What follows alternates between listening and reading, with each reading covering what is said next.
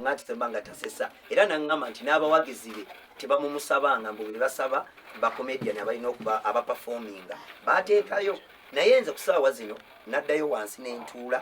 neneetereza era ku ssaawa zino muganda wange kakasa tikati Sebanga siyalina kyenjagaza ComedyStore kubanga ku ssaawa zino nabadde Dubai nakava ku nnyonyi nasayininze brand ambassador ne Sports Club Villa kati nsayininze ne CRK Planet record label esinga kujja Kimbowa yansayininze Dubai yennyini gye nabadde era nayo bampadde n'ensayininga contract n'ekifo bakiyita Mpombo restaurant kiri awo mu Deira mu kibuga wakati Dubai kyakabi nnyo ye restaurant erisa bannayuganda so kitegeeza Muhangi sikyakwetaaga newe mbasize wuwo kati sina buzibu ndi successful ne banyabo ku CRK Planet olwaleero tuyinawo just omukolo guno briefly okwanveilinga omu ku bantu betusuubira nti ayina kyayinza otwongerako naddala mu industry eno gye tulimu era sijja kwonoona budde bungi omuntu oyo ye Ssenga Sebanga gwe tutudde naye wano okusaawe ensonga lwaki twamulowoozezaako bintu biwerawerako naye okusingira ddala tuli mu kiseera kye twagala brands zaffe okweyongera okutuuka mu market ate nga y'omu ku bantu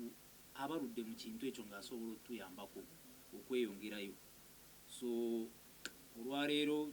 twakanyiza naye mu nnaku ez'emabega ku bye tugenda okukola n'abikola atya abikola ddi duration ki gye tugenda okukolagana naye ne tubikaanyaako okusinga leero twandyagadde abamawulire nabo bakimanye n'ensi ekimanye so that bw'anaaba nga alina gwatuukiridde nga alina byayogera naye ku nsonga za CRK waleme kubaawo okumwekengera so omwami oyo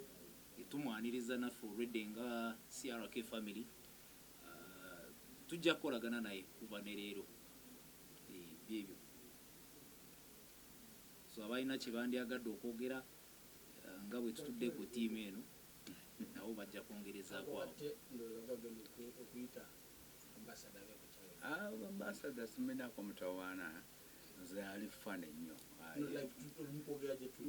njogera naabwe I'm talking ali fane guy nti y'omu ku bantu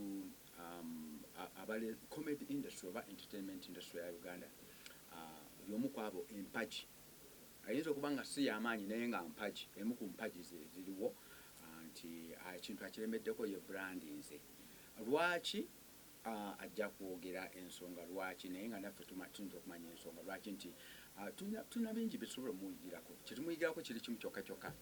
nti bw'obanga okola ekintu kiremereko we branding kiremereko okole ekyo nga bwekyo shiba yeye shiba ayambala bwati ayimba bwati Sebanga yoyo ayambala gomesi akola bwati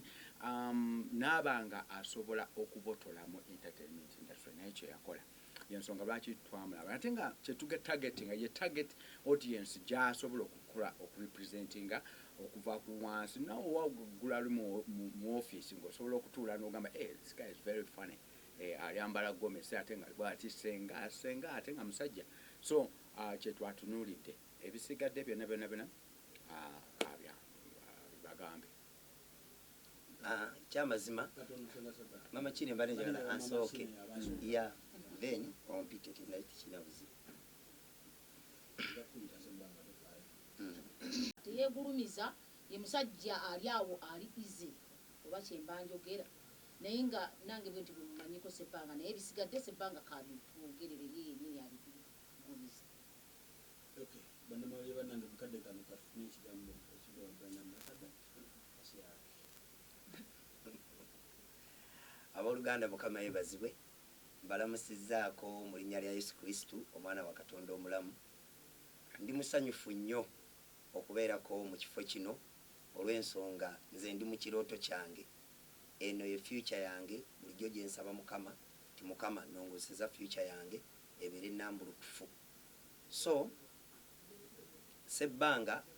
abasinga nga muzeeyi batte bamanyi ng'omusajja omwambazi wa gomesi era kyekinfudde ow'amaanyi oba owettutumu naye ng'ekyamazima ndi musajja ayeddira enkima nze Kawuki Robert amanya gange abasinga badde tebagamanyi naye nga nze Kawuki Robert a prominent comedian aba kampani bankubira essimu ne bampita mu ofiisi ne bansaba ebintu bino wammanga byemba mbakolera. Bayagala mbakolere marketing, promotion ne branding. Ne baga nti Sebanga gwe muntu gwe twatunuulidde mu bantu abangi ne tulaba nti ojja tukolera ekintu kyaffe kiveeyo bulungi. Nakisanyukira nnyo olw'ensonga baafunira ddala omuntu omutuufu. Nze ako ke kazannyo kange era manager nkusuubiza ako kaweddemu oli kushuwa ddeero. So nsooka okwebaza abawagizi bange abanfudde kyendi olw'ensonga nti senga Sebanga ndi kaana kambaata nzize neerandiza. Kati mu kwerandiza nafuna abawagizi abangi ebyaddala nga omanyi nti osambye akajji abayimbi mu lukiyita kuba yiiti nakuba yiiti mu lusaagosaago era nze mbadde bulijjo nkimanyi ng'erinnya lyange linsinga obunene.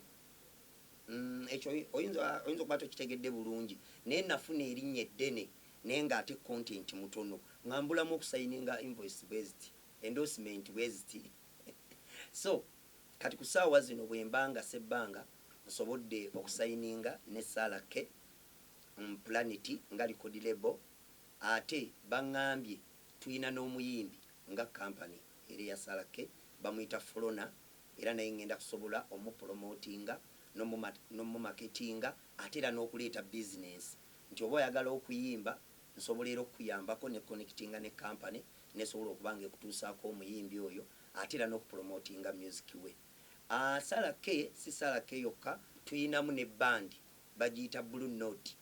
bandi ya mulembe nnyo era mu lockdown awo yebadde tumalako stress awo ku Tavern Woods naye kati ate ekintu yakirinyisizza olw'ensonga nti amaka gaffe ye Tavern Woods awo e Kabuusu naye twagenze tufuna date naye mu bifo ebirala ebisanyukirwamu. So tujja kuba maaso awo program yonna tugibabuulira naye ng'ekyamazima ndi musanyufu nnyo era nga bwe ngambye nti nebaza abafaani bange n'abantu benzizze nga ntambula nabo abamu abandeetedde okubeera nti abantu bantegeera nnyo kati nga Pastor Bugembe sibadde ambasada we naye nga nze omu ku bantu abamupromotinga n'omumarketinga. David Lutalo mubadde mulaba buli wembeera nga mbeera mwogerako nnyo. Spice Diana, Eddie Kenzo nze mmanyi nti abaami bano nga company bazze babitunuulira tebannonze bulunzi nga bunoga nti oba bandi badde baleeta Mariachi bandi badde baleeta Muhangi naye baga nti uno Sebanga kino kye twagala ajja okusobola okitukolera olw'ensonga twali tumulabyeko ng'akikola. Ekirala eno si ye company gye nsoosa okukolera nga brand ambassador mwakamala okulaba naakagwa mu bintu bya vira era bantutte era okukola omulimu gwe gumu nga wano gwenkola. Oli ayinza okugamba nti Sebanga osobola okubeera otya nga ate gwe brand ambassador owa vira ate ku ssaawa zino ne CRK osazeewo osayininge nayo contract. Product zino za njawulo. Bano record label bapromotinga bya music video nga betugambye bandi ebintu ebikwatagana ne art ate eri sports club vira ya mpira ya bya mizannyo ate era nyinayo n'abalala nyina ne company era gye ntambula nayo eyatusano Combined Uganda Limited bo batwala abantu bweru. Nyina company eri bweru restaurant bagiyita Mpombo restaurant eri Dubai nayo nakasayininga nayo ne kojja Kimbo wanoonya. So abali eyo mumanye nti Sebanga CRK